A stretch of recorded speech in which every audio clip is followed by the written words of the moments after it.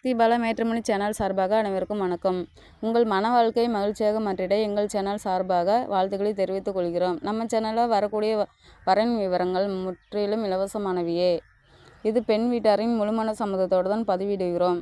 இதில் மணமகள் புகைப்படமானது அவர்களின் பிரைவசி காரணமாகவே மறைக்கப்பட்டுள்ளது. இப்போ தான் நம்ம சேனலை ஃபஸ்ட் டைம் பார்க்குறவங்களா இருந்தால் சப்ஸ்கிரைப் பண்ணுங்கள், லைக் அண்ட் ஷேர் பண்ணுங்கள். உங்களுடைய கருத்துக்கள் எதுவாக இருந்தாலும் மறக்காமல் கமெண்ட் பண்ணுங்கள்.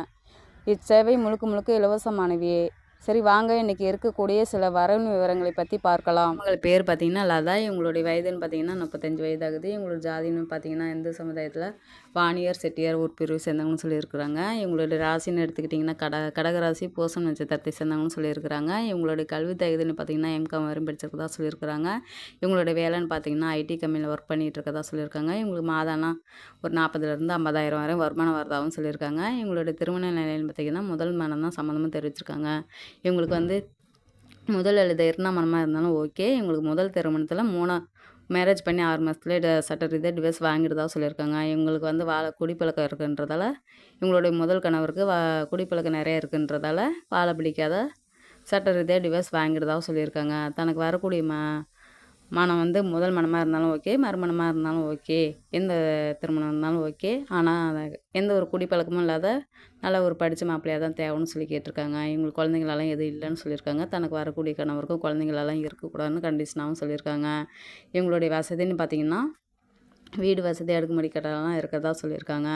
இவங்களுக்கு பூர்வீக சொத்துக்கு ஒரு 80 ஏக்கர் காடு இருக்கிறதா சொல்லியிருக்காங்க. லேண்டு வாங்கி போட்டிருக்கதா சொல்லியிருக்காங்க. நல்லா செல்வாக்காக நல்லா வாழ்ந்துட்டு இருக்கதா சொல்லியிருக்காங்க.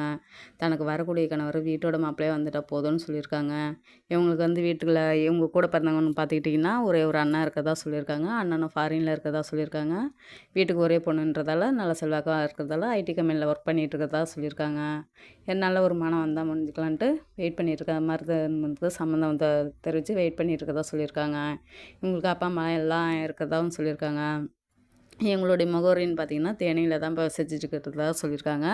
இந்த மணமகளை உங்களுக்கு பிடிச்சிருந்துச்சின்னா அந்த ஸ்க்ரீனில் தெரிகிற அந்த மின்னஞ்சல் முகவரிக்கு உங்கள் டீட்டெயில்ஸ் எல்லாம் அனுப்பிச்சிட்டிங்கன்னா ஆஃபீஸில் அவங்களே உங்களுக்கு தொடர்பு கொள்வாங்க. அடுத்த மணமகளுடைய பேர் பார்த்திங்கன்னா அருணாதேவி. வயது 37 வயதாகுது.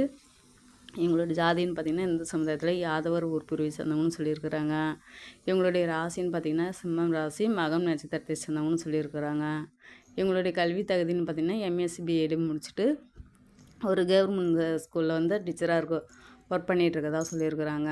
இவங்களுடைய திருமண நிலைன்னு பார்த்திங்கன்னா 2ஆம் திருமணத்துக்கு தான் சம்மதம் தெரிவிச்சிருக்காங்க. இவங்களுடைய முதல் திருமணத்தில் சில கருத்து வேறு காரணமாக கணவரை பிரிஞ்சிருதாகவும் சொல்லியிருக்கிறாங்க. சட்ட ரீதியாக இவங்க வந்து டிவோர்ஸ் வாங்கிடுதாகவும் சொல்லியிருக்காங்க.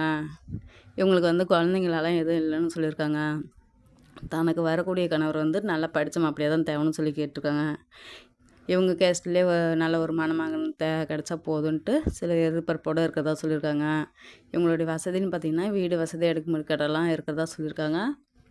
இவங்களுடைய முகவரின்னு பார்த்திங்கன்னா மதுரையில் தான் இப்போ வசிச்சுக்கிட்டு இருக்கிறதா சொல்லியிருக்காங்க. இந்த மணமகளை உங்களுக்கு பிடிச்சிருந்துச்சின்னா இந்த ஸ்க்ரீனில் தெரிகிற இந்த மின்னஞ்சல் முகவரிக்கு உங்கள் டீட்டெயில்ஸ் எல்லாம் அனுப்பிச்சிட்டிங்கன்னா ஆஃபீஸில் அவங்களே உங்களுக்கு தொடர்பு கொள்வாங்க.